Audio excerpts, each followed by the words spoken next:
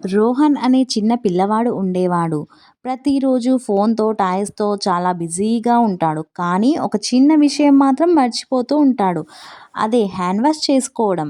ఒకరోజు స్కూల్ నుంచి వచ్చాక అమ్మ చెప్పింది, "రోహన్ ముందు హ్యాండ్ వాష్ చేసుకో, స్నాక్స్ ఇస్తాను" అని చెప్పింది. కానీ అమ్మ మాటలు రోహన్ ఎప్పుడూ పట్టించుకోలేదు. అలాగే స్నాక్స్‌ని తినేవాడు. ఒకరోజు ఇలాగే స్నాక్స్ తినడం వల్ల రాత్రికి మెల్లమెల్లగా కడుపు నొప్పి స్టార్ట్ అయింది.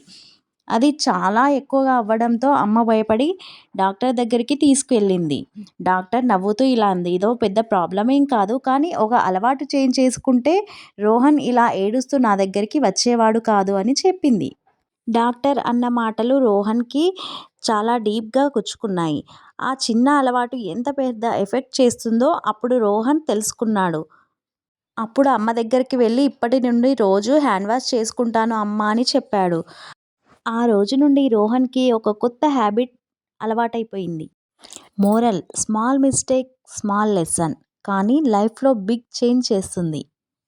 మీకు ఈ వీడియో గనక నచ్చినట్టయితే లైక్ చేయండి, షేర్ చేయండి, సబ్స్క్రైబ్ చేయండి. Thank you for watching.